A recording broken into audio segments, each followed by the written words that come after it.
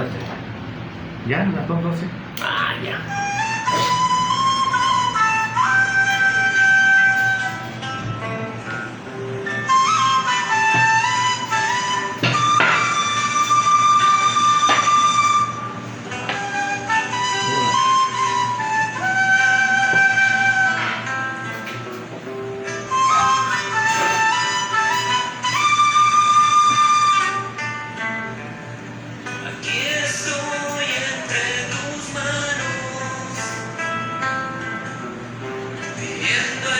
Va a ser bien pegado, ¿no?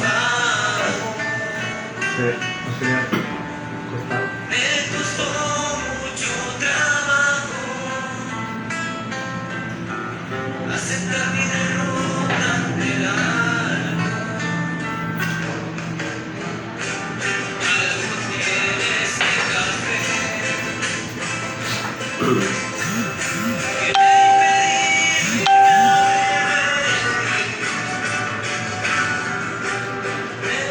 Muy buenos días a todos y cada uno de mis contactos. Bienvenidos a la charla del café.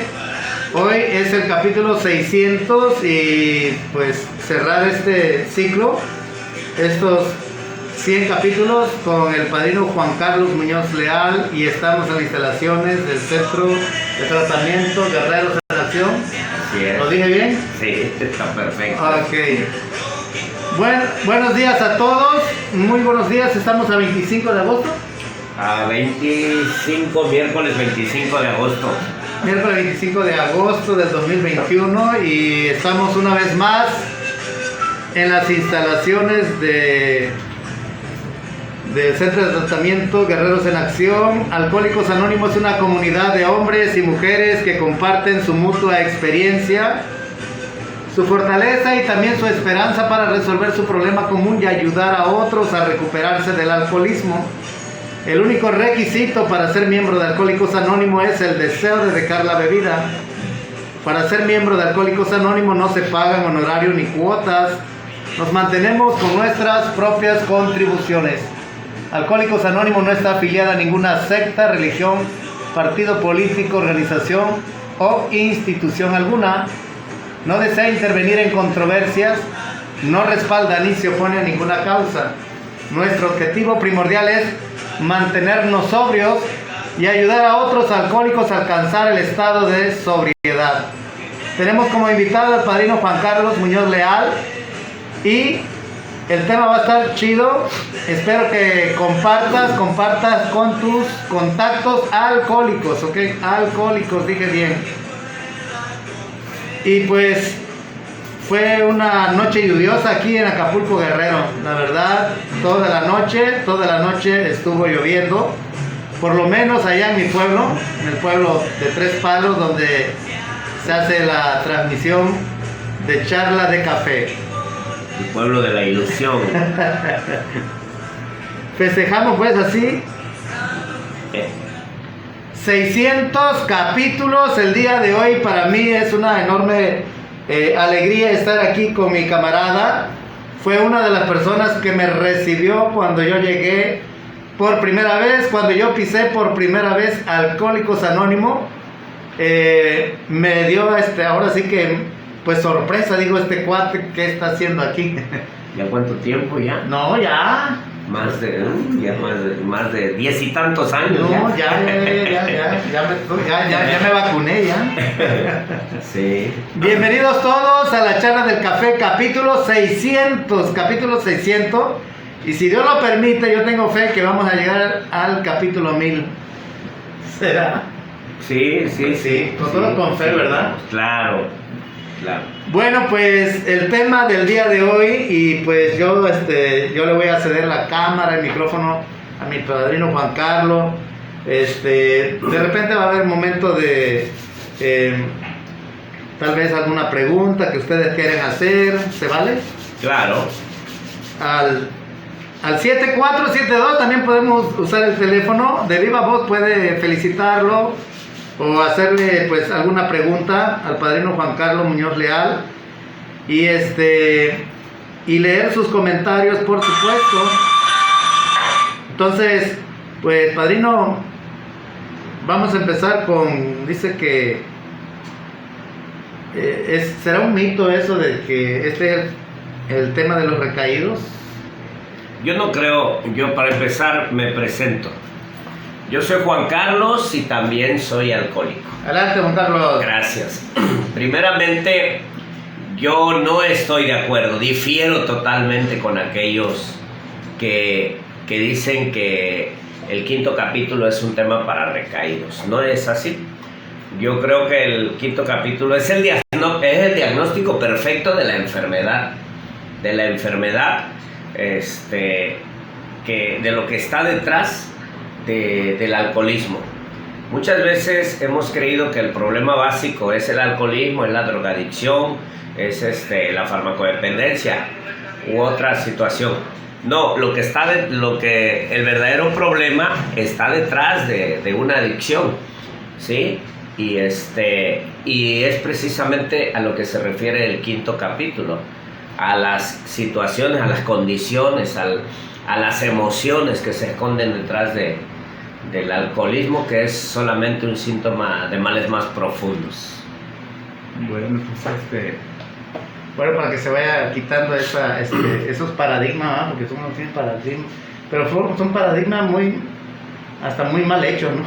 Así es, luego salen. Sin fundamento. Sí, es una frase que se inventaron algunos que se hacen llamar terapeutas de la AA, ¿sí? De donde luego le gritan al recaído, hijo del quinto capítulo. Anda, ¿no? Y probablemente se refieren a eso, porque no tienen la menor idea de lo que dicen. Entiendo que lo dicen inconsciente, no son culpables ellos al decirlo. No son culpables, han nacido así. Sí. Árale. Okay. Bueno, pues me llama mucho la atención, padrino. Yo sé que pues se va a tocar todo se va a tocar. Así es. Pero nosotros como cuarto y quinto pasero siempre escuchamos en algún momento, para no decir dónde exactamente, los primeros párrafos del quinto capítulo, allá donde la luna y las estrellas, ya para así es. quitar la cortina de una vez. A mí la verdad me impactó bastante, y la forma, pues como se dijo, muy acá, muy fuerte, ¿no? Y dije, no, pues en la parte donde dice Dios, ojalá y lo encuentre, dije yo le voy a ganar a todos ellos, y yo lo voy a encontrar. Así es. Entonces, pues adelante, padrino Juan Carlos, el quinto capítulo. Adelante. Gracias. Bueno, ya me presenté. Primeramente te quiero comentar que las condiciones en que yo llego a un grupo. Yo insistí mucho en la búsqueda de una solución, porque desde muy temprana edad me di cuenta que tenía un problema frente a mí, ¿sí? Que era la enfermedad del alcoholismo. Y a esta le secundaban otras cuestiones, ¿no? Como el uso de otras sustancias. Pero básicamente el problema fundamental de Juan Carlos pues es el alcohol. Entonces, cuando yo llego por primera vez, o más bien te decía, buscaba una solución a mi manera, a mi comodidad, a mi forma de entender a mi problema de alcoholismo. Pasaron muchos años, muchas búsquedas, mucho tiempo, muchos intentos, y nunca fue suficiente. Nunca fue suficiente, y precisamente la misma literatura te marca, ¿no? Que el alcohólico va a recorrer innumerables caminos en búsqueda de la fe, hasta que se encuentra indudablemente con la única fe que acciona, que obra. Entonces, llego después de tocar fondo, de vivir situaciones drásticas, deseo de muerte, pensamientos suicidas, cuando estaba en una situación en la que me di cuenta que yo ya no podía parar, que ya no había forma de que yo me detuviera. Yo recuerdo que estaba yo en el cuarto de mi casa, después de de una mega parranda, de aquellas. Chale, chale. Y llego a mi casa y lo primero que hago, después de, me veo solo, me veo prácticamente, no estaba mi familia, no había nadie, entonces me sentía desolado y de repente tocan a la puerta y era mi padre, ¿no? Era mi padre. Entonces mi padre intenta platicar conmigo, intenta buscar la manera de apoyarme frente a mis maneras de fugarme de la realidad en el alcohol. Y entonces empiezo a recriminarle un montón de cosas, empiezo a pelear con él, y en ese momento pues vi como mi padre, la facción cambia. Siempre lo vi como un hombre fuerte, un hombre duro incluso, y de repente lo empecé a notar débil, acabado, apesadumbrado. Y esa cuestión a mí me conmocionó mucho. ¿Por qué? Porque siempre idealicé a papá. Siempre busqué la atención, siempre quise de alguna u otra manera que papá se convirtiera más que mi padre en un amigo. Entonces, soy hijo de una familia de las clásicas que habitan en este puerto, donde papá, mamá tienen que elegir entre jugar con el niño o salir a trabajar para darle de comer. Mis padres eligieron lo segundo, es decir, preferían que yo no me muriera de hambre, que yo tuviera oportunidades, otras oportunidades, en vez de estar conmigo jugando, en vez de llevarme a un partido de fútbol, en vez de llevarme a la escuela. Entonces mi padre pues siempre se refugió en esa cuestión, trabajar para que en la casa no hiciera falta un plato de comida. Entonces estaba yo en esa situación, recuerdo, y me sentí el aguijón de la culpa. Una vocecita interior empezaba a reprocharme, empezaba a reclamarme. O sea, ¿sabes lo que estás haciendo? Estás haciéndole daño a tu familia. Empezaba a recriminarme, ¿no? Y había otra vocecita que me decía, pues, ¿sabes qué? No tiene sentido que sigas viviendo. Y empiezo a generar la idea del suicidio. Entonces, en aquel momento, yo recuerdo, empiezo a escribir una carta, y yo me despedía de la gente, de mi mundo, creyendo porque esas son las características del alcohólico precisamente. No obstante, que cree que, o sea, siempre está buscando llamar la atención de alguna manera y siempre quiere acomodar todo a su gusto, ¿sí? Esa es una de las razones por las cuales muchas veces el adicto se refugia en una sustancia, porque no puede acomodar los escenarios a su antojo. Quiere acomodarlos, pero no los puede acomodar. Quiere cambiar vidas, quiere cambiar libretos, quiere acomodar todo. Entonces se le olvida que es un actor más de la película de su vida, no es el director, ¿no? Ya sabemos quién es el director, de esto te comento más adelante. Entonces, totalmente, ya pensando, te decía, en la muerte, empiezo a escribir una carta, donde me despedía de todo el mundo y le decía a mis padres, por ejemplo, a papá, mamá, pues tienen a mis hermanos, ellos van a llenar cualquier vacío que quede. Mis hermanos, perdónenme por la decisión, ¿no? A la persona con la que yo vivía, que era mi esposa, Deyanira, una excelente mujer, una gran mujer. Yo ya les estaba acomodando la vida, ¿no? Perdóname porque pues no pude ser ese hombre que tú hubieras querido, y seguramente vas a encontrar un hombre mejor, un hombre que te valore, que te quiera. Y el problema fue cuando llego a la parte donde yo le tenía que escribir a mis hijas, a mis dos hijas, a Carla y a Celeste. ¿Cómo les decía que iban a encontrar otro mejor papá, o siquiera otro papá? Y es donde yo empiezo a tener un colapso emocional, ¿sí? Un colapso emocional. Empiezo a sentir la necesidad de vivir, ¿sí? Después de estar pensando en morirme, empecé a sentir, dije, o sea, todavía no, o sea, no, tú no mereces terminar así. Algo me decía que yo tenía que buscar ayuda, ¿no? Hoy sé que era esa voz interior de apoyo, ¿no? A la que muchos le llaman conciencia, porque el ego, de lo que te habla el 5º capítulo, pues es el que te recrimina, el que te acusa, el que te lleva a tomar decisiones inadecuadas, ¿no?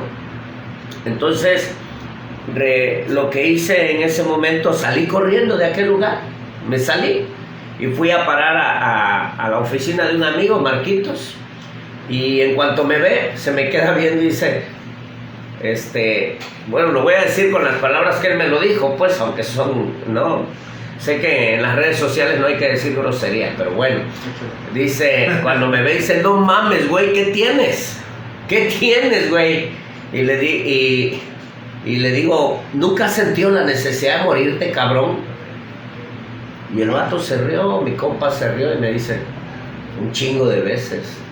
Muchas veces he sentido la necesidad de morirme. Muchas veces he querido morirme, dice, pero no ha sido la solución. Dice, así que aguántate, hermano, dice, aguántate. Le hablo a Paquito, un gran amigo, mi padrino del 12º paso, quien a mí me pasa el mensaje de una experiencia espiritual basada en el 4º y 5º paso del programa de Alcohólicos Anónimos. Me invita y en ese momento ya juntos, lo único que hicieron, dice el primer paso, levantar su fondo de sufrimiento para que yo lo viera de cerca. Ellos me compartieron, Paquito me compartía cosas bien escabrosas de su vida, como también él había tocado fondo, pero también me mostró la posibilidad, ¿no?, que se ponía frente a mí de una solución ante esa realidad que a mí no me agradaba. Yo le pregunto, ¿y qué hay que hacer, no? Y dice, mira, yo fui a una experiencia espiritual basada en el 4º y 5º paso, y empiezo como que a cuestionarlo como experiencia espiritual. O sea, para mí la palabra espiritual tenía así un toque como que de religión, ¿no? Y digo, no, espérate. Si eres de esas sectas, de esas congregaciones o religiones que están buscando convertirme para algo, como el irlandés presuntuoso, ¿no? No, pues no le entro, ¿no? Y ya el chavo ese, Paquito, me decía, no, nosotros no somos religiosos, no somos religión. Me dice parte del enunciado, no somos religión, no somos partido político, no nos metemos, no deseamos intervenir en controversia y ya, palabras más, palabras menos. Yo llegué, ese día que él me invitó, era un día miércoles, empezaban las juntas de preparación, llegué a mi primer junta. Cuando llego, pues el miedo, el temor, ¿no?, al ver el logo de AA, digo, ¿cómo? ¿Me meto? ¿No me meto? O sea, ¿qué van a decir mis correligionarios del PRD? ¿No? ¿Qué va a decir mis amigos, ¿no?, mis socios, mis colegas? O sea, empezaba un cúmulo de cuestionamientos, ¿no? Un cúmulo de cuestionamientos, cuando ya esos colegas, ya esos compañeros de partido, ya mucha gente que había convivido conmigo, pues ya prácticamente me desechaba, ya me abrían, ya no querían estar conmigo, pero yo todavía pensando, aferrándome, lo que es el ego, cómo se manifiesta, ¿no? ¿Qué va a decir la gente? El statu quo. ¿No? El statu quo. ¿Cómo que va a decir la gente? ¿Cómo? Y si me ven entrando a AA, ¿no? Pero con todo y miedo yo traspasé el umbral de la entrada y es ahí donde me encuentro una persona que me pregunta, ¿cuál es tu problema? O sea, a mí no me tuvieron que hacer muchas preguntas, a mí no me tuvieron que hacer un diagnóstico, ¿no? Un diagnóstico de la personalidad, diagnóstico médico, diagnóstico psiquiátrico, nada. Simple y sencillamente, cuando esa persona me pregunta, ¿cuál es tu problema? Yo le digo, soy alcohólico drogadicto. Cuando le dije eso, vi cómo se sorprendió el señor, un señor chaparrito, no me acuerdo de su nombre, se sorprende y me hace adelante. Ya me pasaron, había un lugar donde se apuntaba uno, ya te decían las condiciones de la experiencia y todo, y a primera fila, ¿no? todos los días que llegué, en cada junta de preparación yo siempre me mantuve en la primera fila. Hoy sé que la primera fila representa la nueva posibilidad. Ir por el primer lugar, ir por el lugar que te pertenece, que te corresponde como hijo de Dios, ¿no? Entonces, yo me ubiqué ahí, empecé a escuchar mis juntas de preparación, me quedé en cada junta, me venía muy pensativo, incluso hasta con un cúmulo de emociones, ¿no? En ocasiones con el estómago revuelto, mareado, me sentía como si estuviera borracho, drogado, así, un montón de cosas, o sea, que pasaban por mi mente, porque algo se estaba removiendo ya a partir del fondo de sufrimiento de otra gente, de otras personas, de la persona que me recibió, de la persona que me preparó. Yo recuerdo, ¿no? Mi padrino Carlos Mario. Entonces, llego el día de vivir la experiencia, nos vamos, y yo escuchaba precisamente, sin revelar más cosas, ¿sí? Respetando la parte del anonimato, decía, cuando leían el extracto del 5º capítulo, rara vez hemos visto fracasar a una persona que siga con conciencia este camino. Primer golpe al ego, o primer posibilidad que se le abre a un adicto, a una persona ingobernable como yo, ¿sí? Dice el Bill Wilson, decía, a una persona que siga con conciencia este camino. Y de ahí para el real todo el programa te habla de conciencia, ¿sí? Te habla de un despertar espiritual, incluso como encuentro de conciencia. El 5º capítulo te habla de conciencia. El 11º paso, incluso cuando habla de la oración y meditación, dice una relación o un contacto consciente con Dios.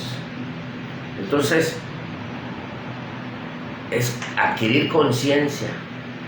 Sin nada, no vamos a fracasar, o rara vez vamos a fracasar, si seguimos con conciencia este camino. Y ahí era el primer acto que me impactaba, conciencia. Cuando hablamos de conciencia, compañero, primero, la conciencia tiene que ver con el conocimiento, con el saber, con el darse cuenta, ¿sí? Con el darse cuenta, el conocer tu realidad, conocer quién eres, de dónde vienes, dónde estás parado y hacia dónde quieres ir. Cuando tú tienes bien claro estas cosas, cuando tú conoces perfectamente tus razones, tus motivos, las causas que generaron una situación, ¿sí? El por qué has llegado hasta al colapso de tu vida, el por qué has tocado fondo, el por qué has tenido que arrastrarte muchas veces, ¿no? En la búsqueda de la atención, en el insistir en depender de otra persona, en buscar el amor perfecto, en buscar la felicidad, pero desde tu perspectiva, y muchas cosas más. Cuando tú llegas y te das cuenta que muchas veces has tergiversado el camino, te has equivocado, has huido del dolor, para ubicarte en una sustancia. En ese momento, cuando tú te das cuenta de eso, pues puedes adquirir las herramientas precisamente, porque no se trata solamente de detectar y aceptar, ¿no? Detectar, aceptar. O sea, yo ya había detectado, ya había aceptado, el inventario me sirvió para eso. El 4º paso era hacer un inventario moral y minucioso de mí mismo, revisar mis instintos, revisar cómo se salieron de cauce, de control, cómo me dominaron, insistieron en dominarme, e ir a fondo, cómo esos instintos se convirtieron en defectos y me llevaron por el camino de la adicción. Porque, insisto, si no conoces la enfermedad, de eso se trata la conciencia, de conocer la enfermedad, de conocer lo que originó la enfermedad, ¿sí? Es como el diabético, o sea, si no sabes que eres diabético, pero no aceptas que eres diabético, no estás consciente que eres diabético y que es una enfermedad crónico-degenerativa, nunca te vas a ocupar de ti y vas a seguir inventando 1000 formas para vivir de manera como una persona que no tiene diabetes, ¿sí? Entonces, pues cuando te des cuenta, pues ya tienes pie diabético, ya tienes neuropatía, ya tienes retinopatía o de repente ya constantemente te están llevando al hospital porque tienes hiperglucemia o hipoglucemia, ¿sí? Y llegas mucha gente en coma diabético y así sucesivamente, ¿no? Y ahorita con cuestiones como el coronavirus, pues muchos se mueren así. ¿Por qué? Porque no aceptan la realidad de que son diabéticos. El diabético tiene que entender que tiene que vivir sujeto a un tratamiento. Lo mismo pasa con el alcohólico. El alcohólico que no entiende su realidad, que no es capaz de aceptar su realidad, pues no va a poder hacer nada para trabajar con su enfermedad, no combatirla, no es una lucha. Es realmente aceptar la enfermedad, vivir con ella, abrazarla incluso, porque mi alcoholismo hoy me ha enseñado muchas cosas importantes. Entonces, adquirir conciencia era eso. La otra clave dice, los únicos que no se recuperan son aquellos individuos o aquellas personas que no quieren o no pueden. A lo mejor de ahí se abrazan los terapeutas de AA, ¿no? Esos que se hacen llamar los megaterapeutas, cuando nos dicen o le dicen al alcohólico hijo del quinto capítulo. A lo mejor en eso se basa, en esa parte, cuando dice, los únicos que no se recuperan son aquellos que no quieren o no pueden entregarse de lleno. Fíjate, la primera parte fundamental de esto es que yo tenía que hacerme consciente del camino que iba a recorrer o que estaba recorriendo en la vida. Y la segunda era entregarme de lleno, o sea, establecer un compromiso con mi vida, conmigo, con lo que me estaban dando, con lo que me estaban obsequiando, con aquella dádiva generosa, ¿no? Pues, las herramientas que me estaban dando, tener un compromiso, usarlas para mí, para mi beneficio, ¿sí? Porque si yo estoy bien, el mundo va a estar mejor. Entonces, en ese momento, cuando entiendo esta parte de que yo requería entregarme de lleno, quería decir, que era todo o nada, darlo todo o nada, porque eso es, el alcohólico o lo da todo, o mejor que no dé nada. Así de sencillo, entrega total. Y viene a colación, recuerdo, la manera radical de cómo enseñaba el maestro, ¿no? Entonces dice que se le acerca un hombre y que le dice, Señor, permíteme enterrar a mis muertos y en cuanto yo me desocupe te sigo. Y entonces Jesús era radical cuando le decía, a ver, espera, deja que los muertos entreguen a sus muertos, tú vente, sígueme. Eso era radical. La otra no, aquel joven rico que le dijo, dice, ¿qué tengo que hacer o qué debo hacer yo para formar parte de tu reino? Dice, sencillo, sigue los mandamientos.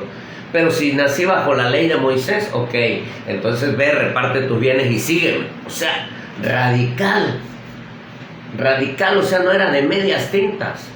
Lo mismo después, en otra parte, más radical, cuando dice, puesto que no eres ni frío ni caliente, yo te vomitaré. O sea, los tibios hasta Dios los vomita. Así de radical es esto. Entonces entendía que si yo ya estaba en el colapso de mi vida, yo ya no podía ser tibio. Tenía que empezar a trabajar conmigo, con mi enfermedad. Y esa es la razón por la cual pues, entendí esta parte.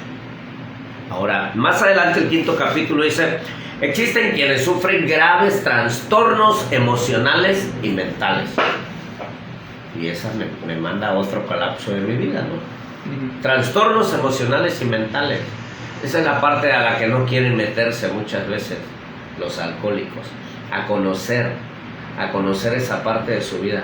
El por qué como seres humanos seguimos reproduciendo ciertas conductas. El por qué seguimos repitiendo los patrones de conducta, ¿sí? Y nos vamos a a simple y sencillamente taparle el pozo a la botella y decir, yo no bebo, no me drogo, pero son incapaces de conocerse. Y entonces detrás de esta cuestión, pues yo tenía que ver mi vida, ¿no? ¿De qué servía que yo no bebiera, no me drogaba, si seguía siendo un neurótico? Si seguía lastimando a la gente importante de mi vida, si seguía alejado de mis padres, si no podía entablar un diálogo con mi padre, si podía abrazar a todos los alcohólicos, darle beso a los alcohólicos, más a las alcohólicas, ¿no? Sí. ¿No? Pero no podía darle un abrazo a mi papá, no podía expresar mis sentimientos, mis emociones con papá, no podía decirle que lo quería, que lo amaba, menos que lo amaba, ¿no? Con mi madre igual. No podía relacionarme con mis hermanos, ¿no? Y el resultado de esto es que tampoco me podía relacionar con una esposa. Y te digo el resultado de esto, que ya estando en Alcohólicos Anónimos, ¿sí?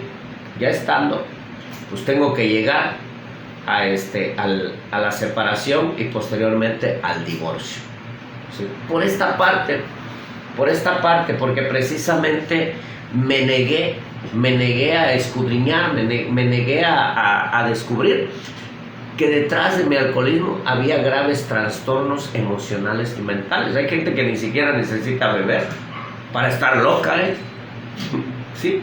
O sea, ni siquiera necesita beber, ni siquiera necesita drogarse para formar un caos en la familia, ¿no? Para refugiarse en otras. Por eso la adicción es algo mucho más profundo. El alcoholismo es parte. Está la drogadicción, está la dependencia o la codependencia. Hay dependencias al juego, hay dependencias, o sea, eso es la adicción. Entonces, yo tuve que ver esta realidad, que había graves trastornos emocionales y mentales. En una ocasión, aquí platicamos contigo acerca de las heridas del alma. Sí. Cómo se van infiltrando, cómo van naciendo esas heridas en el alma a partir de nuestro sistema de creencias, de cómo nosotros vamos aprendiendo, nos vamos programando en la vida desde la infancia para operar de cierta manera. Y no quiere decir que nuestros padres hayan sido malos padres. Estuvieron, dieron lo que pudieron y dieron lo que incluso yo puedo decir que mis padres dieron mucho más de lo que probablemente les dieron a ellos, ¿no? Pero había ciertas cosas que yo no había analizado en mi vida, ¿no? De mi vida, entonces desde una infancia, y que tenía que ver con los sistemas de creencias, con cómo yo había interpretado ciertos eventos de mi vida. En la parte sexual, en la parte material, en la parte emocional, en la parte social, que me llevaron a buscar ciertos beneficios, ¿no? En la vida, o que me llevaron a operar de alguna u otra forma en la vida, y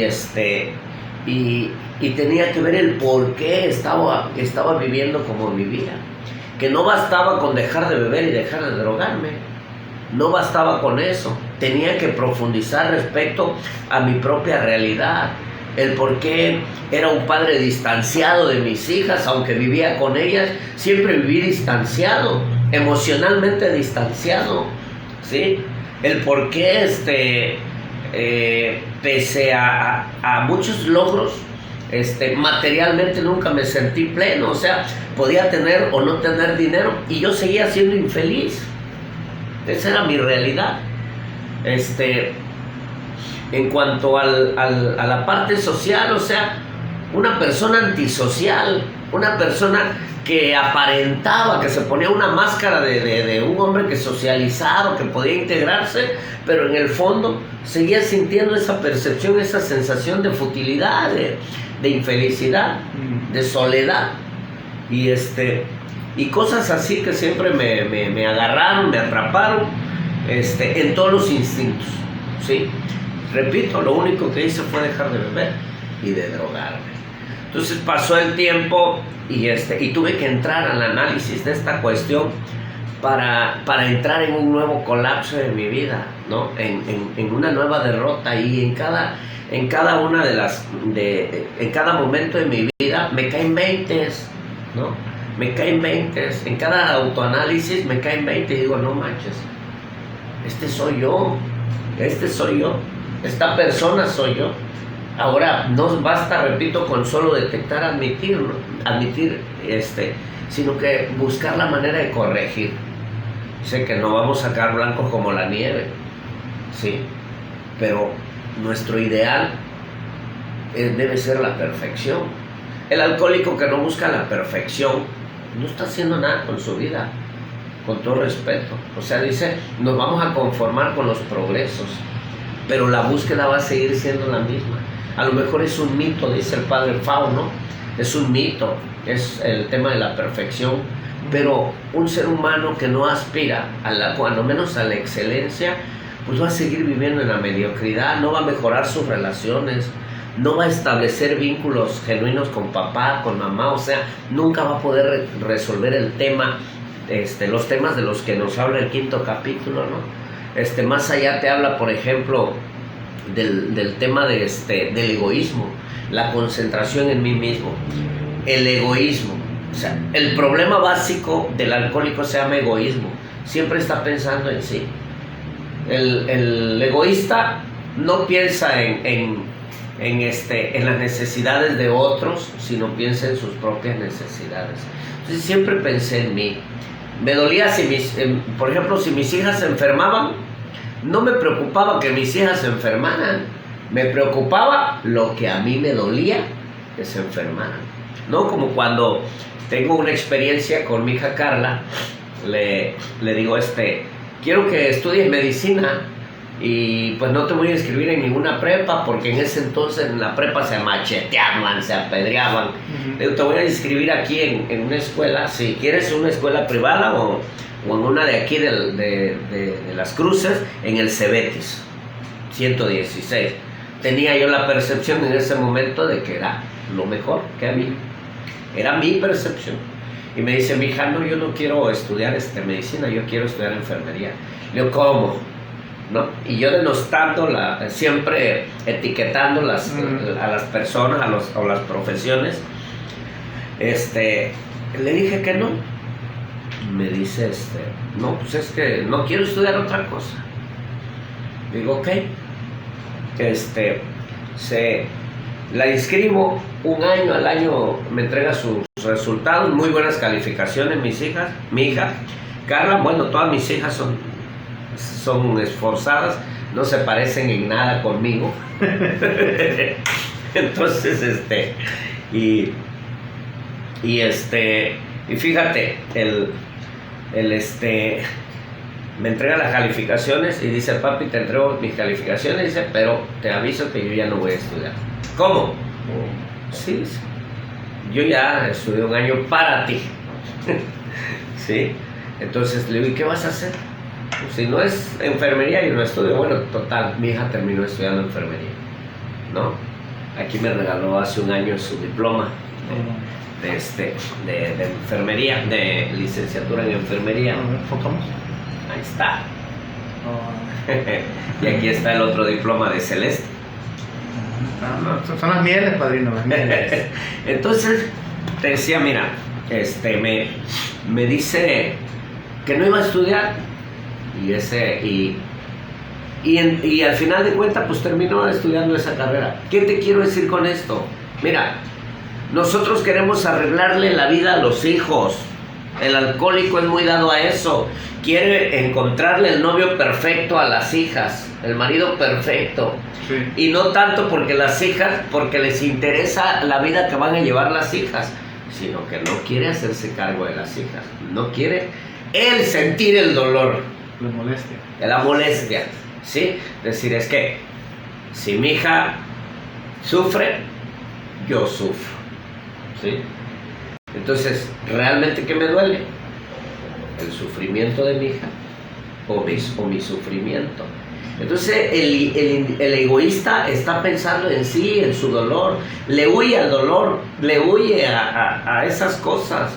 Y como esas, te digo, hay muchas cosas que yo analizo y me doy cuenta cuán egoísta he sido en mi vida. Siempre he tomado decisiones egoístas, ¿sí? Que siempre dice, el egoísmo es la concentración en sí mismo.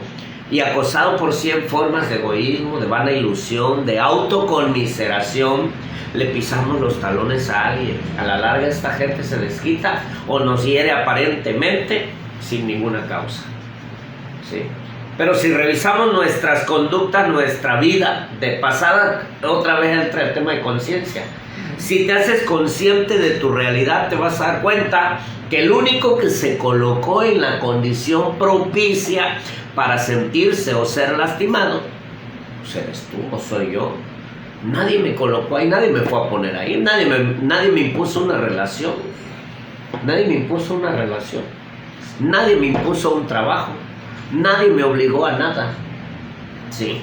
Entonces, en todas las condiciones de mi vida me he dado cuenta de que yo solito me he ido a colocar, yo solito me he ido a poner en una condición propicia para que al rato yo me sienta lastimado, ¿sí? Mi ego así opera. Entonces, analizando esta realidad de cómo muchas veces el ego por ese tipo de situaciones me saca de la jugada, pues de ahí nace el tema de la culpa, ¿no? En cómo muchas veces me gusta culpar a la gente por las condiciones que muchas veces yo he decidido o yo he elegido vivir, o yo he generado en mi vida. Por ejemplo, no podemos hablar de lo que la gente nos hace si no hacemos un análisis previo de qué hicimos o qué dejamos de hacer nosotros o yo, qué hice o qué dejé de hacer yo para que las cosas ocurrieran así, ¿sí?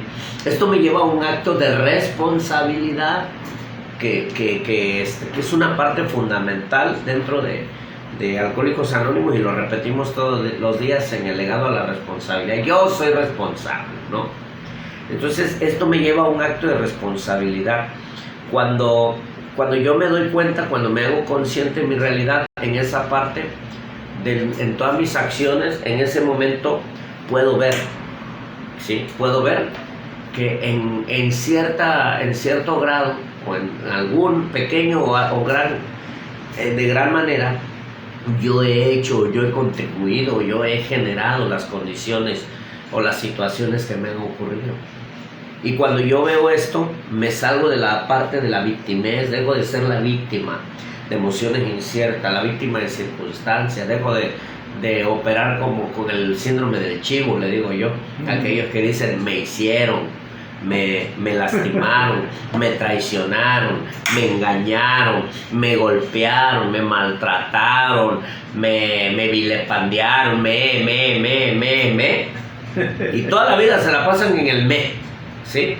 No, entonces yo prefiero ser riguroso en esa parte, porque además dice una parte del 5º capítulo que para una persona que sufre graves trastornos emocionales y mentales, las probabilidades de éxito son pocas.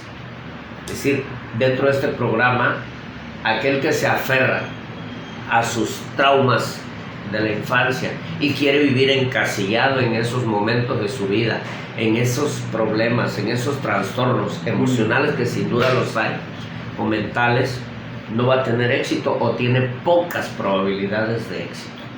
Y la única manera de salir de ahí es practicar un modo de vida que exige la más rigurosa, fíjate,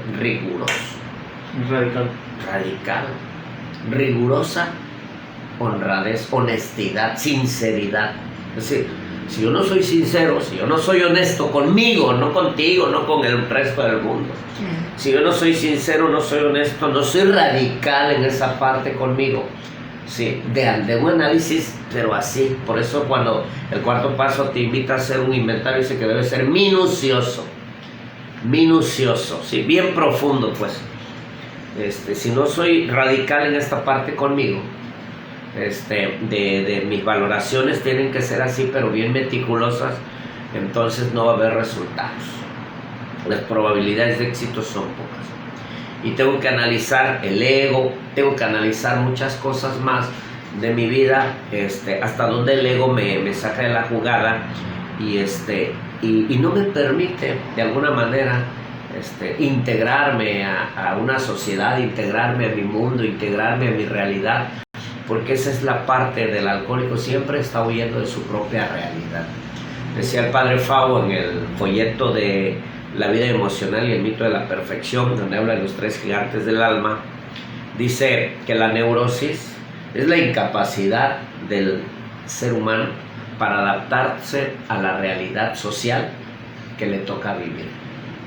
Entonces no se adapta, siempre la quiere cambiar, no le gusta la realidad, al alcohólico no le gusta la realidad.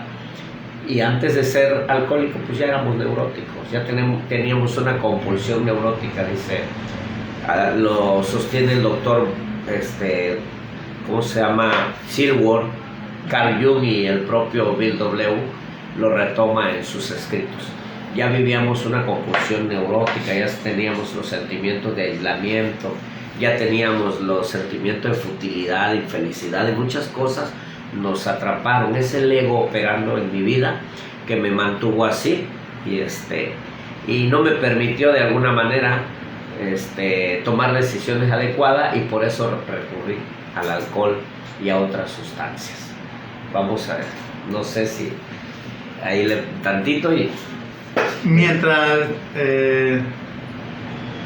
hacemos una pausa, estamos aquí en el Centro de Tratamiento Guerreros en Acción. Padrino, danos la dirección para que si hay alguien que de aquí de Acapulco y requiera de sus servicios. Claro, estamos ubicados en Avenida Lázaro Cárdenas, sin número, Colonia La Sabana, a un costado de la cementera Olsin, que está por aquí entre Las Cruces y La Sabana. Y aquí estamos, ¿no? En el día operamos como centro de tratamiento, y en la noche de 8 a 10, aquí dentro del centro de tratamiento está el grupo de autoayuda, ¿no? Que de 4º y 5º paso. Y aquí estamos. Ok. Bueno, pues Dioselina Garduño dice: felicidades por los 600 capítulos de la charla de café. Aún recuerdo cuando empezó, con muy pocas personas. De usted aprendí que el que persevera alcanza. Dios lo bendiga, y claro que sí llegará a más de 1000 capítulos, siempre y cuando así sea será la voluntad de Dios. Gracias, madrina Dioselina Garduño, una de las primeras personas que me empezó a escuchar. Estaba solito, pero estaba ahí. Gracias, madrina, un abrazo. Que te sigas recuperando, madrina, Un abrazo para Dioselina. Estamos al tanto.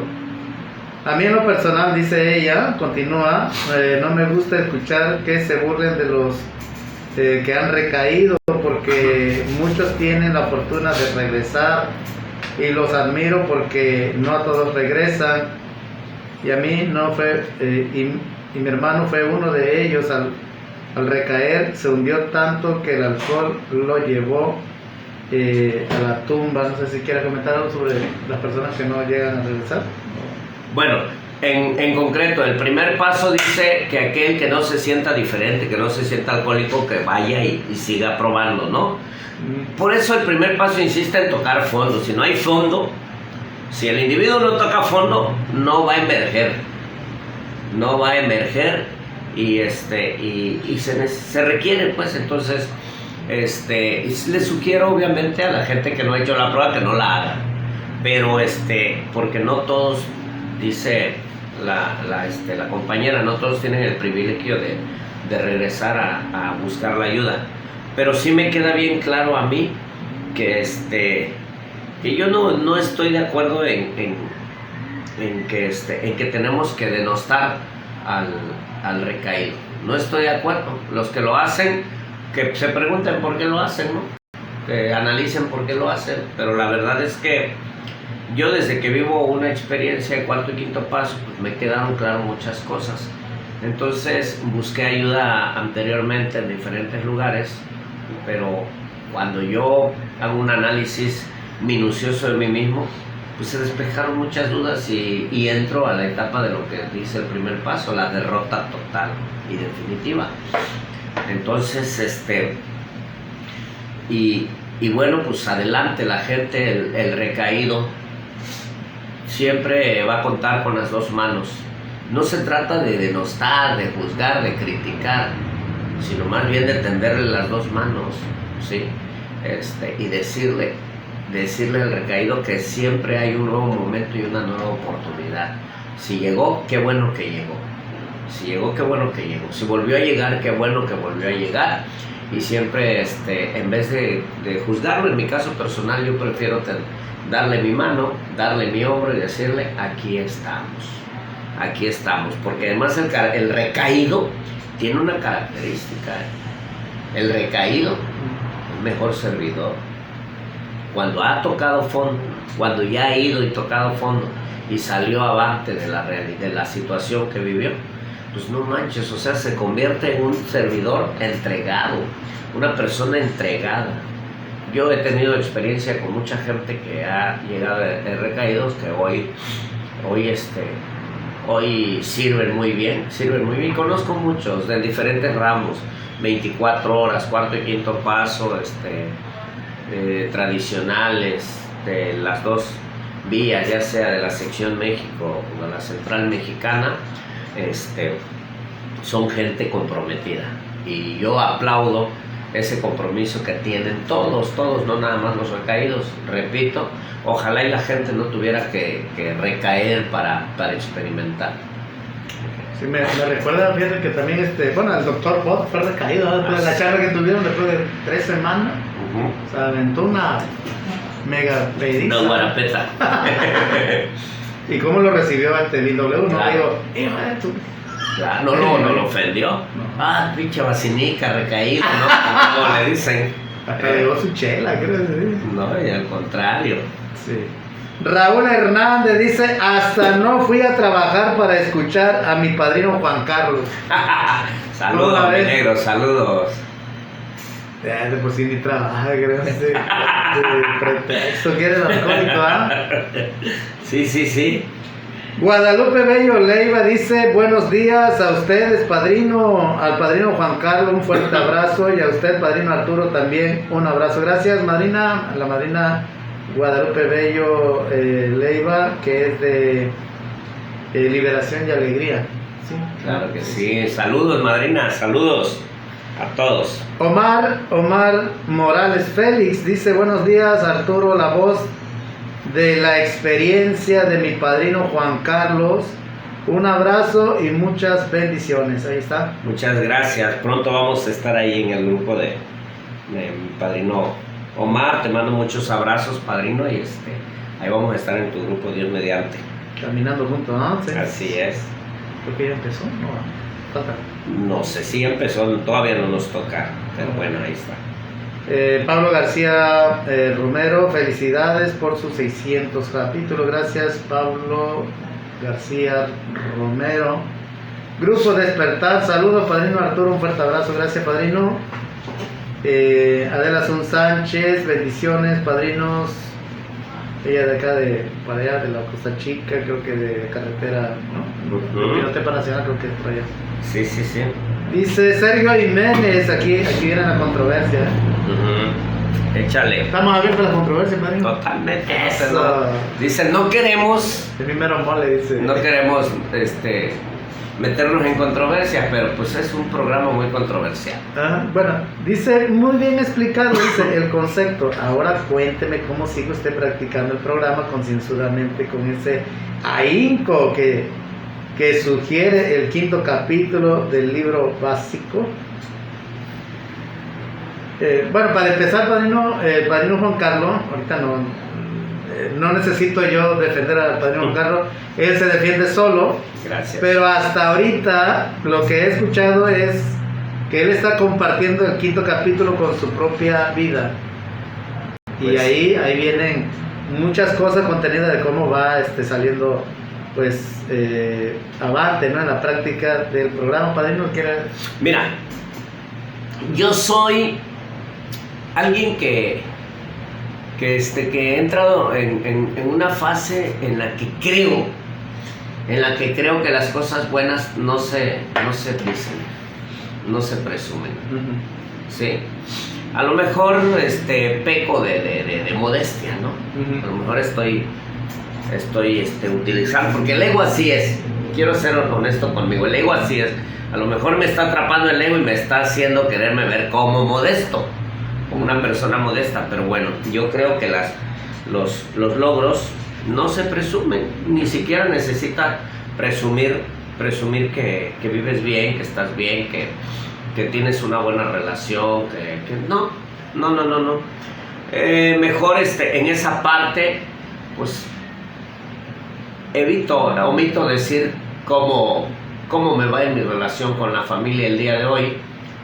Lo único que te puedo decir, bueno, que aquí están los diplomas de mis hijas.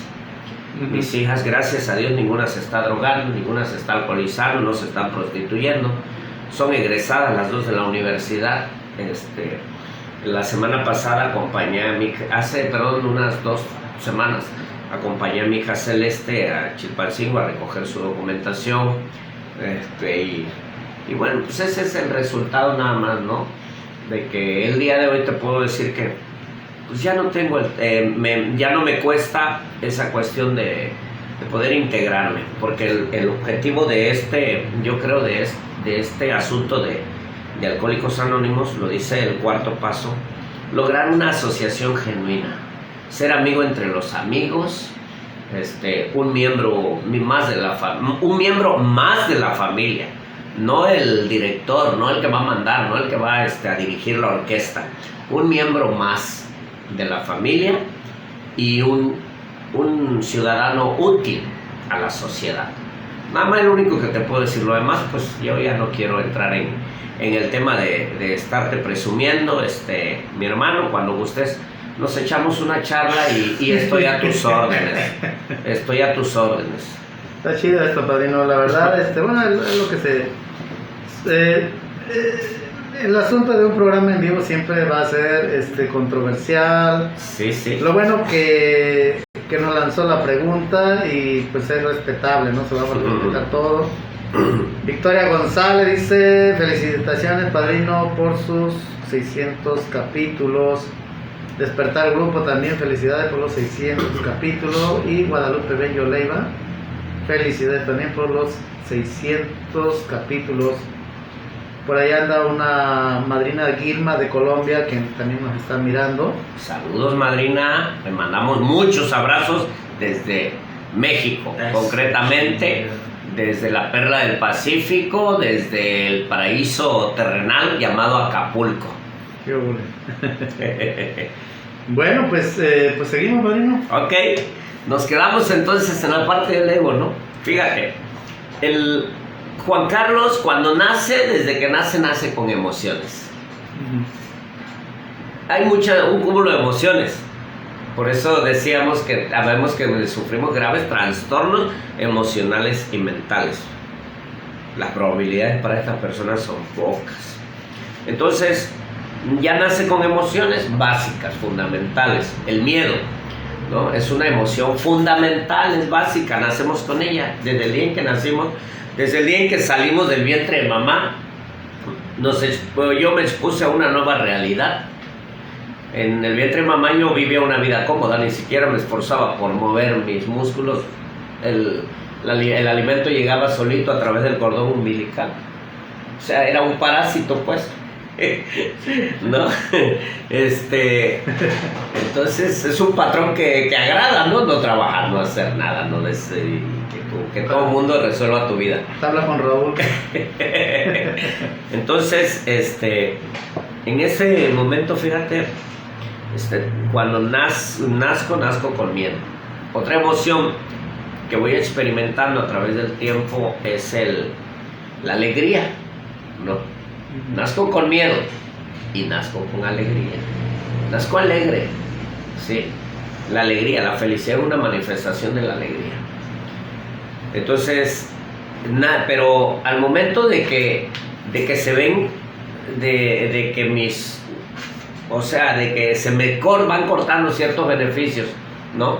Como el abrazo, como el destetamiento y cosas así, pues también surge una nueva emoción que se llama enojo, ¿sí? Y cuando voy perdiendo también algunas situaciones de la vida, nace otra emoción que se llama tristeza. Entonces esas 4 emociones básicas, fundamentales: miedo, enojo,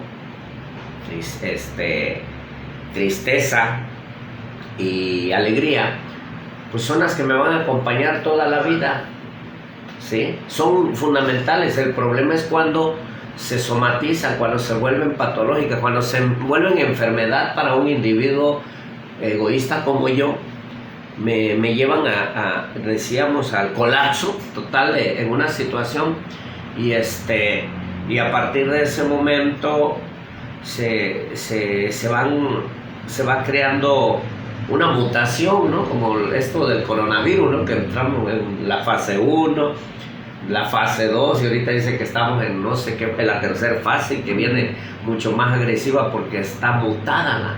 El virus se mutó, se transformó, evolucionó, pues, y viene más rudo, más fuerte, más radical. Antes los adolescentes, los niños no eran vulnerables con la primera y segunda fase. Ahora los niños y adolescentes son vulnerables en esta tercera fase, ¿no? Entonces, lo mismo es el tema de las emociones. Las emociones transmutan, las emociones se convierten, se evolucionan, ¿sí? Cuando el ego hace acto de presencia en mi vida, cuando me quitan algo, empiezo a enojarme, ¿no? Yo recuerdo que cuando mi papá llegaba, compraba marranos, compraba puercos en la Costa Chica, viajaba, y había un acto que a mí me emocionaba mucho cuando la llegada de papá. Mi papá llegaba y y él no usaba, o sea, su morral de ropa o su maleta era una costalilla, ¿no? Y ahí él traía la ropa y la traía. En cuanto me veía, tiraba la costalilla, me agarraba y me echaba al hombro. Y así entraba mi papá conmigo. Era emocionante para mí. No, era un acto así como muy chingón para mí, ¿no? Que mi papá llegara y me cargara y me abrazara. Como dicen los niños. Ajá, entonces pues mi superhéroe, ¿no? Hasta el día de hoy sigue siéndolo. Entonces, resulta que nace mi hermana Magali. Mi padre pues ya había tenido 2 hijos con otras señoras. Uno falleció y el otro vivía, mi hermano Noel. Entonces, nace Magali. Por lo que sé, mi papá es hijo de mi abuela, tuvo una hija, mujer, hermana de padre y madre con mi papá, y resulta que su hermana falleció y se llamaba Magali. Entonces, mi padre nace en medio de puros varones, o sea, sí tenía otras hermanas, pero no, probablemente, o lo que entiendo es que nunca tuvo una relación o convivencia, o si la tuvo fueron muy pocas. Entonces, cuando nace mi hermana Magali, pues mi papá, todas las atenciones para su negrita, para su niña, ¿no? Para su mujercita, ¿no? Entonces, todas las atenciones, y se acabó aquel momento, ¿sí? Cuando papá ya no llegaba, o sea, ya no llegaba y me levantaba de las manos y me ponía en hombros y me conducía y se metía conmigo, ¿no? Sino que llegaba directo a ver a su negrita. Entonces yo perdí un beneficio, perdí en ese momento un beneficio, y el ego empezó a operar, ¿sí? El ego empezó a operar, y en ese momento hubo una interpretación, un juicio de mi parte hacia papá. Ya no me quiere, ¿sí? Quiere más a mi hermana, o quiere a mi hermana y a mí no, y cosas así. Entonces surge el enojo, el distanciamiento con papá, con mi hermana, desde muy pequeño empecé a sentir esta situación, ¿no? De sentirme rechazado, ¿por qué? Porque voy perdiendo beneficios, porque no entendía en ese momento que mi papá tenía, pues las atenciones que tenía con mi hermana probablemente era porque, pues, tenía la creencia de que, pues, era una niña, que era más frágil, y cosas así. Lo mismo con mi mamá. Mi mamá tenía la costumbre yo recuerdo de contarme cuentos todas las noches me contaba un cuento. El Rey Mansú, la Niña Petra, el Tío Coyote, el Tío Conejo, cuentos tradicionales de la Costa Chica. Y entonces resulta que nace mi hermano Armando, ¿sí? El menor de la familia, el más pequeño, el Chocoyote. Y pues ya mi hermano todos le decíamos el reycito de la casa, el reycito, mi reycito, el niño, el bebé, y cosas así. Entonces veo que esos beneficios que yo tenía de acostarme todos los días y que mamá fuera a contarme un cuento o que me abrazara antes de dormir y que me producía seguridad,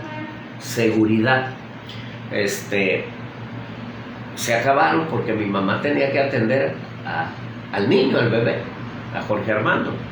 Entonces pierdo los beneficios y empiezo de nueva cuenta a enojarme, y ahora no con mi mamá, sino también con mi papá, sino también con mi mamá, ¿sí?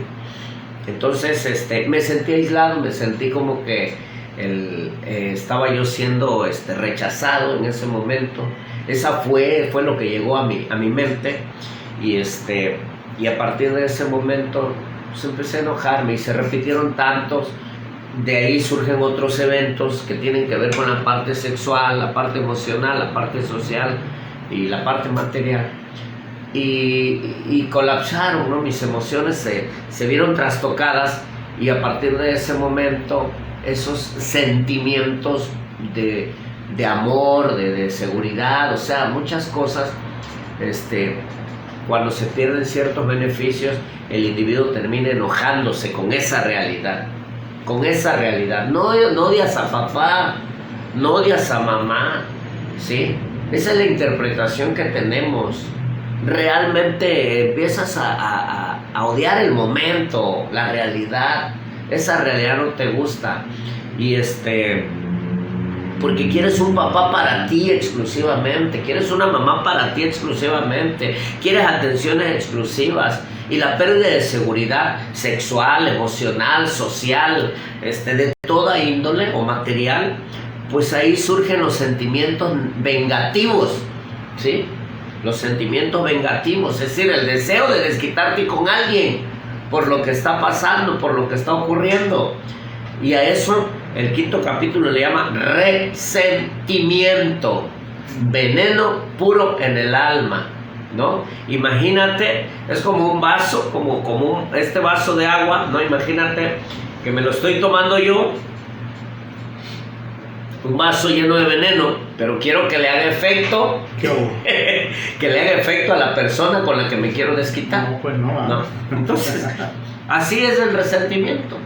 El resentimiento se convierte en diabetes, en mi caso personal, en hipertensión, en otros se convierte en cáncer, en otros se convierte en otras patologías, otras enfermedades. Y así fue como empezaron a surgir los sentimientos vengativos, el deseo de desquite, de desquitarme con alguien porque papá ya no tenía atenciones conmigo, de desquitarme con alguien porque mi mamá ya no tenía atenciones conmigo, y así va creciendo, así voy creciendo, y a la postre me vuelvo una persona distanciada, egoísta, y van ocurriendo otros eventos que me van formando, que me van programando y que me convierten al final de cuentas en una persona carente de personalidad, de importancia, y que busca la atención a toda costa,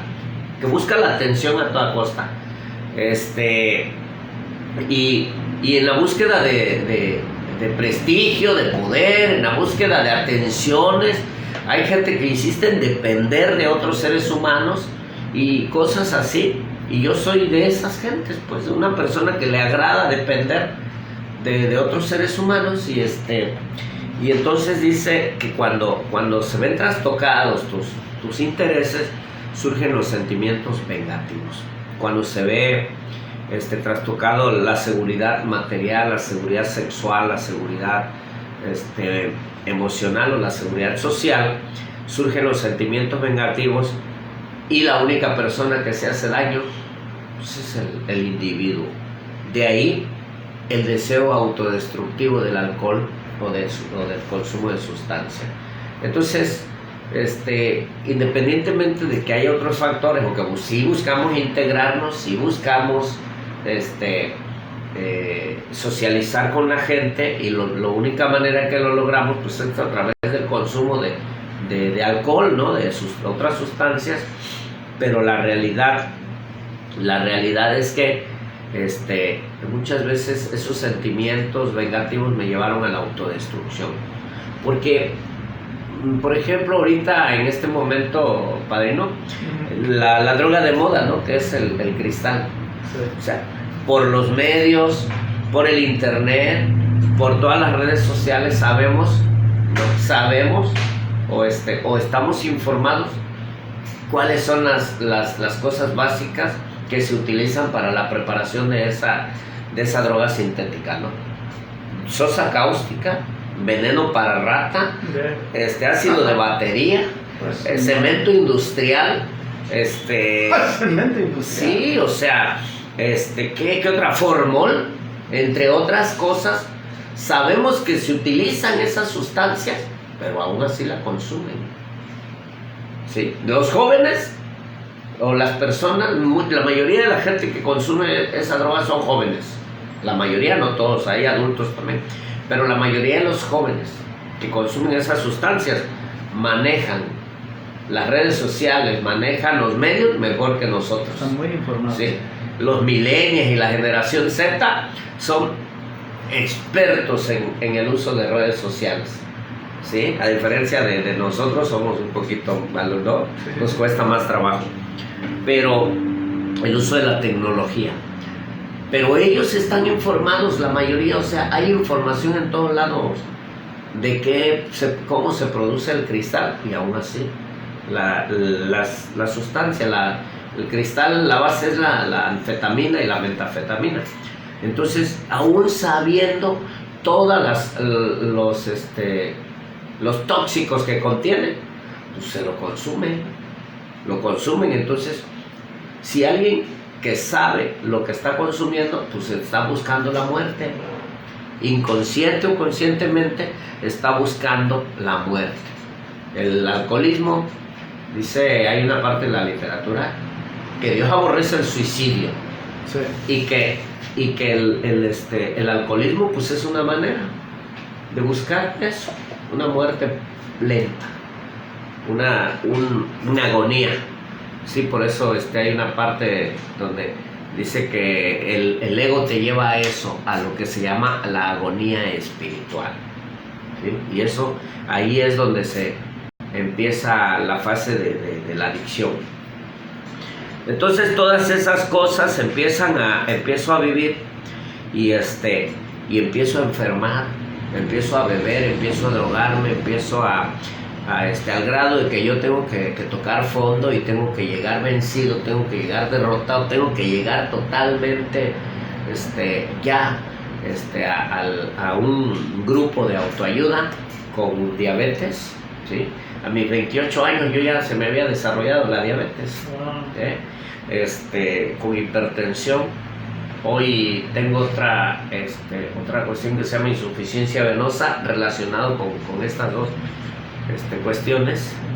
Entonces, pues tenía que ver mi realidad, qué era lo que estaba ocurriendo, y eran mis resentimientos, el enojo con la vida, el deseo de desquite por cuestiones imaginarias, ¿sí? Irreales muchas veces, porque son tus interpretaciones, son tus juicios. No es realmente lo que papá quería decirme, no. Mi papá nunca me dijo, ¿sabes qué, hijo? Te aborrezco, no te quiero, me das asco, no te quiero en mi vida, o nunca. Exacto. Mi mamá nunca me dijo, hazte para allá, no te quiero, me estorbas. No, fueron mis interpretaciones. Mi mamá no me quiere, soy un estorbo, ¿sí? Soy esto, soy aquello, y esos juicios de menosprecio, de autoconmiseración y de comparación con otras personas me llevaron a eso, al enojo conmigo, al enojo con mi realidad, y el resultado pues fue eso. Entonces, el quinto capítulo es muy extenso, no solamente este tema de los resentimientos, ¿no? Te habla de cosas del miedo, cómo el miedo opera en la vida, ¿no? Dices, como un hilito, como una hebra maligna y corrosiva, ¿sí? Que está entrelazado en la trama de nuestra existencia. Cómo el miedo te atrapa, te impide, te paraliza. El miedo convertido en terror, por ejemplo, te obstaculiza, te paraliza, ¿sí? Te paniquea totalmente y no te permite avanzar o crecer. El miedo existe de manera natural, te decía, pero cuando crece, cuando le das vida, cuando empieza a atraparte, porque es un gigante además del alma, cuando te atrapa, llega el momento en que ya no puedes y te manipula de tal suerte que te hace una persona más egoísta, más distanciada, más desintegrada y con un cúmulo de situaciones que no puedes procesar en tu vida. El otro asunto que está bien interesante en el tema de aquí del quinto capítulo es que hace referencia al inventario. Un inventario, dice. Por ejemplo, el inventario dice que requiere ser minucioso, que la primera característica que tiene que tener el inventario es el acto de honestidad, ¿sí? Muchos le rehuyen a este tema del inventario, ¿no? Y hay gente que pues cree que hace un inventario en una tribuna. Es que yo me inventario cuando subo en una tribuna. No es la manera de inventariarse el cuarto. Incluso escucho gente que comparte el cuarto paso sin haber hecho un cuarto paso, ¿no? El que comparte el quinto paso sin haber practicado un quinto paso, ¿no? Entonces, el tema es bien profundo. El quinto capítulo es el diagnóstico, repito, de mi enfermedad, de cómo estoy constituido, cómo he operado en la vida, pero también me da soluciones.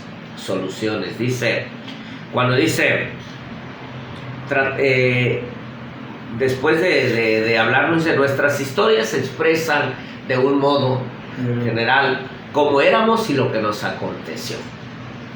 Si tú quieres lo que nosotros tenemos, entonces estás en condiciones de dar ciertos pasos, ¿sí? Que son los 12 pasos. Nosotros nos resistimos a muchos de ellos. Va a haber resistencia, ¿sí? Va a haber resistencia. ¿Y quién se resiste a la práctica de un cuarto paso, un quinto paso, un tercer paso? No les gusta, ¿no? Hay quien se conforma con estar en el primer paso y brincarse el primer paso al 12avo, dicen, ¿no? Yo, dice, con derrotarme, con no beber, con no drogarme y con pasar el mensaje de que vayas al grupo, eso no es pasar el mensaje, eso es invitar. Eso es invitar a un grupo, invitar a alguien a que asista a un grupo. Pasar el mensaje es transmitir la vida, es inspirar algo diferente. Pasar el mensaje yo creo que es lo más difícil que puede haber, ¿sí? Porque el pasar el mensaje no es decir, oye, vete al grupo, ¿no? Vete al grupo, ¿no? Mira, vive la experiencia, ¿no? Y por eso el cuarto pasero, como yo, cuando vive la experiencia, quiere llevar a papá, a mamá, a las hijas, a los hermanos, hasta las mascotas, al perico, pues, ¿no? Entonces, no, se me olvida que quien requiere de esto soy yo y que lo que yo debo de transmitir son los resultados. Lo que yo encuentre lo voy a transmitir a mi familia de manera diferente. Es decir, por eso el programa dice, bueno, pues se requiere de un cambio de juicios y actitudes, ¿no? Y a eso se refiere, ¿no? A que yo sea perfecto, sino que empiece a transmitir, ¿no? Hay gente que habla de fenómenos especiales o sobrenaturales, ¿no? En este tipo de trabajo. Yo difiero, yo creo que el fenómeno extraordinario que puede ocurrir es que tu familia empiece a vivir una vida diferente a través de tus actitudes. Entonces, dice que nos enfrentamos al alcohol, ¿sí? Dice, existen quienes, algunos resistimos. nos resistimos a la práctica de alguno de los pasos y no hay resultado, porque creíamos que íbamos a encontrar un modo más cómodo, más fácil, poco doloroso, de la admisión poco dolorosa de nuestras faltas, de nuestra realidad. No hay forma. Yo digo que la experiencia espiritual es como una cirugía a corazón abierto y sin anestesia, ¿sí?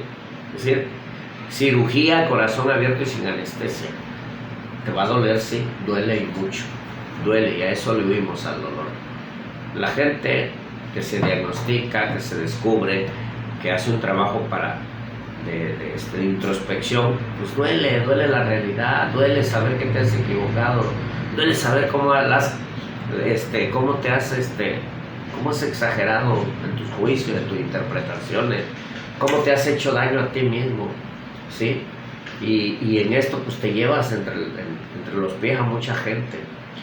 Entonces, esa es nuestra realidad.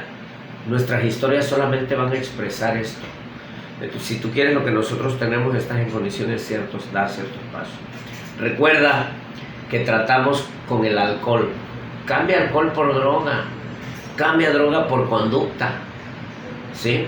Y dice que la enfermedad tiene 3 características: es astuta, es desconcertante y es poderosa. Astuta, sabe cómo operar, cómo meterse en tu vida, ¿sí? Es astuta. Cuando menos te das cuenta, muchas veces yo decía en la mañana, cuando estaba yo con la cruda etílica y no aguantaba el dolor de cuerpo y el estómago vaciándome, o sea, vomitando, volviendo y devolviendo, y decía, ya no más, o sea, ya estuvo, yo no quiero estar así. Pero resulta que en la tarde, a las 6, 7 de la tarde, pues ya me estaba tomando, o no, más temprano, me estaba tomando una palacruda, y con esa me iba de largo, ¿no? Entonces nunca pude controlar al alcohol. Es astuto, sabe cómo meterse. Es desconcertante, te desconcierta, ¿sí? Te desconcierta totalmente. No sabes ni en qué momento empezaste, ni cómo empezaste, pero simplemente ya estás atrapado. Llega el momento en que no se puede concebir la vida ni con alcohol ni sin alcohol. Entonces es desconcertante y es poderoso. Te controla, te manipula, te lleva a decisiones inadecuadas, te lleva a lastimar gente, a dañar gente, te lleva a hacer muchas cosas, a destruirte a ti mismo, ¿sí? Entonces, sin ayuda, dice, es demasiado para nosotros. Sin ayuda es demasiado para nosotros. O sea, todo lo que busques, no hay poder humano que te pueda ayudar. No hay nada que te pueda levantar, no hay nada que te pueda ayudar, no hay nada, absolutamente nada. Ni el amor de mamá, ni los consejos de papá, ni la ternura de mis hijas, ni el cariño o la protección o los sobrecuidados de una pareja. No hay nada, absolutamente nada, que pueda ayudar a un enfermo alcohólico. Algunos dicen que, yo he platicado con mucha gente y dice, es que para esto nomás se necesitan 2 casilleros, un casillero, una caja de huevos, y con eso yo puedo dejarlo. Qué bueno que puede. Pero cuando el alcohol se ha instalado en el cuerpo, en el alma, en la mente de un adicto, difícilmente, no hay poder humano que pueda desterrarlo. Algunos dicen con fuerza de voluntad. No tuvimos mi caso personal, mi fuerza de voluntad. Tenía periodos de abstinencia, pero constantemente reincidía. Entonces mi fuerza de voluntad, no hubo. Los cambios de ambiente, no hubo nada fue suficiente. Entonces dice, existe uno que tiene todo el poder, y es ahí donde entramos a la base esencial de este programa, a la piedra angular de este programa. Dice Dios, ojalá y lo encuentres. Sí, pero para encontrarlo, dice, las medidas parciales no nos van a servir. Y otra vez nos habla de entrega total. Las medidas parciales no nos van a servir de nada. Estamos en el punto de cambio donde tenemos de alguna u otra manera que entregarnos totalmente. Totalmente. Una entrega total, un compromiso total. Para que Dios opere en la vida de un adicto, tiene que haber un compromiso con lo que ha encontrado. Con lo que ha encontrado. Y no te estoy hablando de que te vas a volver una persona religiosa, aburrida, que vas a andar hablando bien bonito de Diosito en una tribuna. No. Y aquí va la respuesta para nuestro amigo. Sí. No se trata de eso, se trata de que hagas algo por ti, por tu vida. Se trata de que empiecen a cambiar las condiciones de tu vida. Se trata precisamente de que empieces a hacer algo por mejorar esas relaciones, por crear incluso esas relaciones, porque ni siquiera existen. No hay una relación con papá, no hay una relación con mamá. Tenemos que crear esa relación de confianza, de amor, de compromiso. Tenía que hacer eso. Tenía que desprenderme de mis viejas ideas de que papá no me quería. Tenía que desprenderme de las viejas ideas de que mamá no se interesaba en mí, de que prefería a mi hermano Armando, de que papá prefería a mi hermana Magali. No, tenía que desprenderme de esas ideas y empezar a hacer a un lado ese muro que me llevó a tomar decisiones egoístas, que me colocaron en condiciones propicias para sentirme lastimado, ¿sí? Tenía que hacer algo, y de ahí entra toda la fase de la práctica del programa, un sexto, séptimo, octavo, noveno, décimo, y todos los pasos. Todos los pasos son una experiencia espiritual. Todos los pasos, ¿sí? Cada uno de los pasos es una experiencia espiritual. Por eso decimos que el programa es 100% espiritual, porque es de acción y más acción. Por último, el quinto capítulo me habla de la sexualidad, que es un tema bien escabroso, ¿no? Pero fíjate, muchas veces, por ejemplo, en el caso me encuentro con amigos que son homosexuales, ¿no? Son homosexuales o son lesbianas, tienen preferencias sexuales distintas.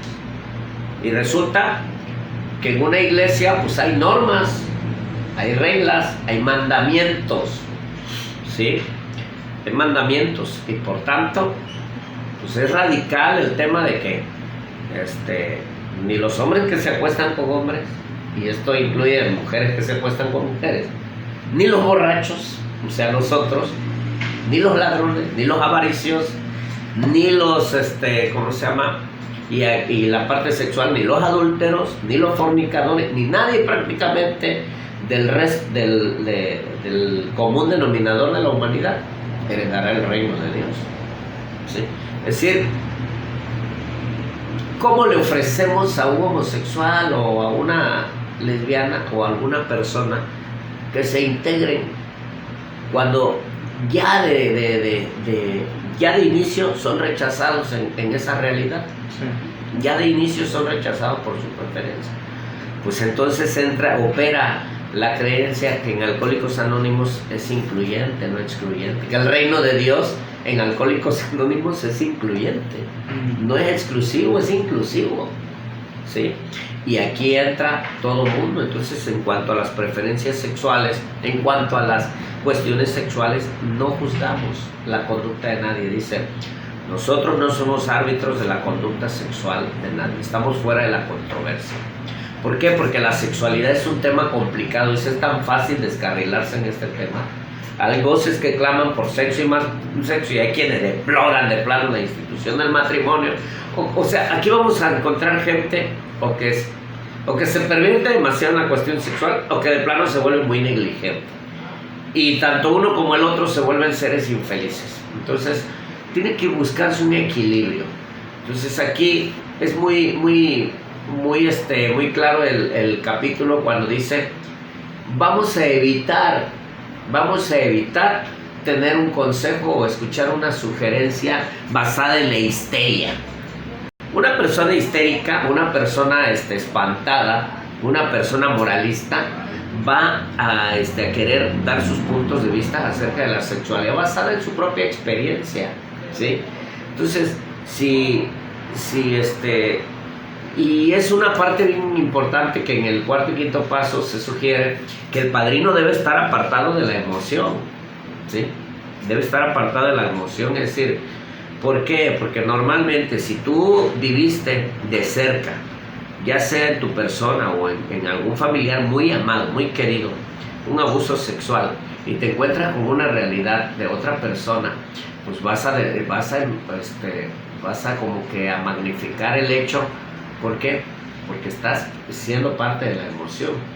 Pero cuando realmente estás diciéndole, ¿no? Por ejemplo, a una persona que él es que realmente el único que puede conducir su vida sexual es Dios, que todos los seres humanos tenemos problemas sexuales, que no seríamos seres humanos si no los tuviéramos, y que el único que puede ser el director de la parte sexual pues es Dios. Entonces ni siquiera un Dios castigador como nos lo han mostrado en una iglesia, sino un Dios generoso, un Dios amoroso, dice. Misericordioso. Sí, un Dios amoroso. Entonces dice ahí, le pedimos a Él que nos permita tener un ideal cuerdo y sólido y vivir a la altura de ese ideal. Y cuando fallamos a ese ideal, pues reconocerlo y empezar de nuevo. Entonces, así funciona este tema del quinto capítulo. Entonces nos da las bases para salir adelante, para conocerme.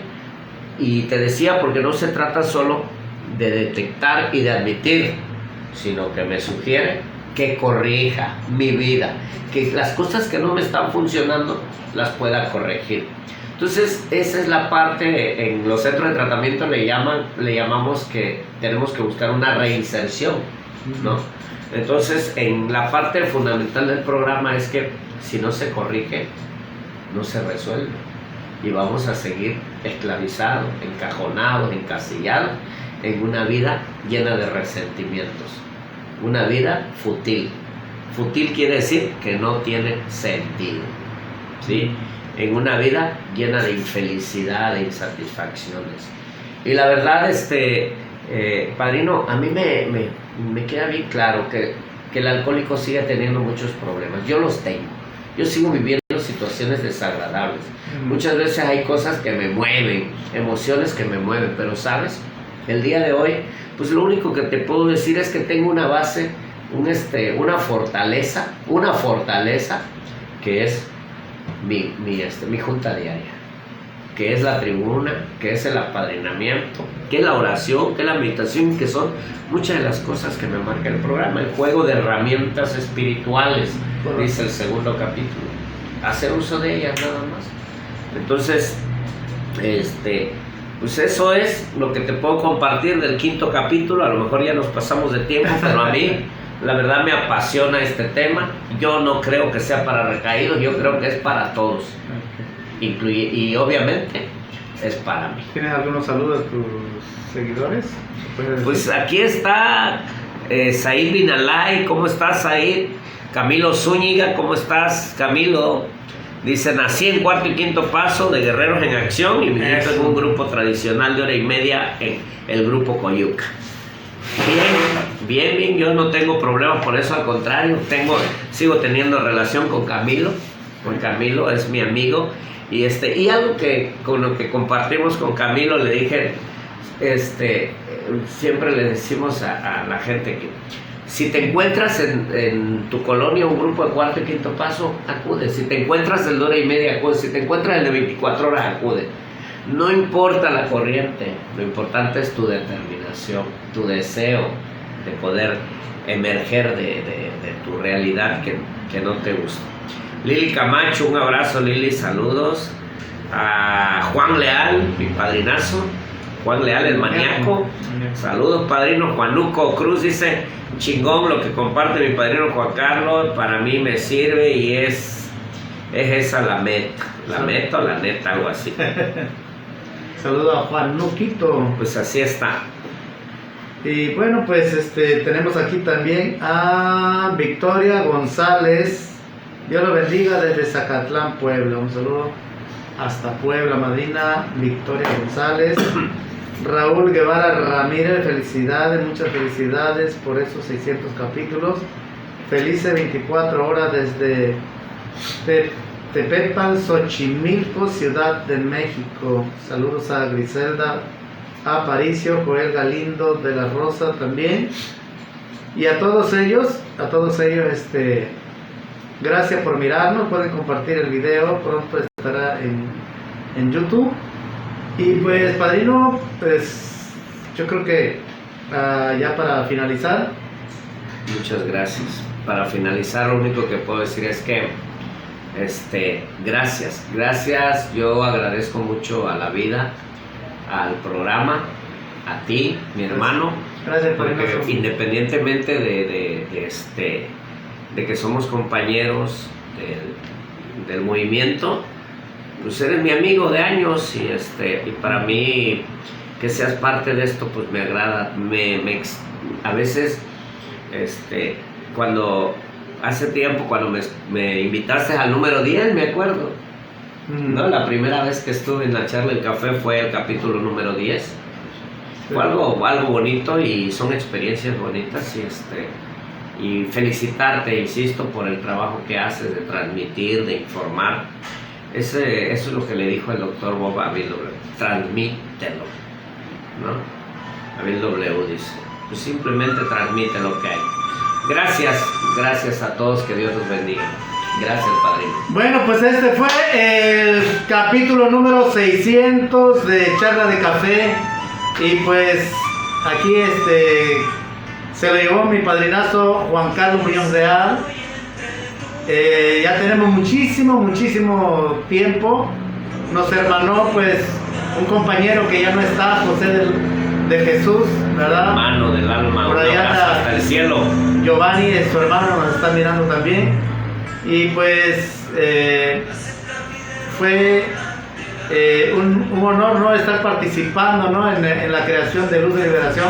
El grupo, el logotipo que ven de Luz de Liberación, él lo diseñó. Gracias, padrino Juan Carlos, te quiero. Gracias, igual. Gracias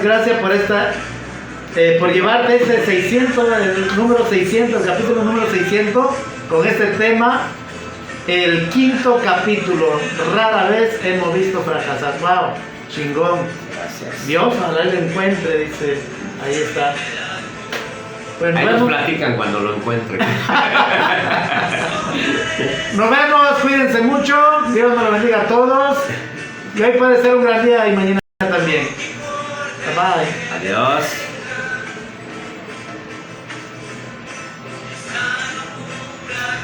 Oye, no quiero apagarse, ¿verdad?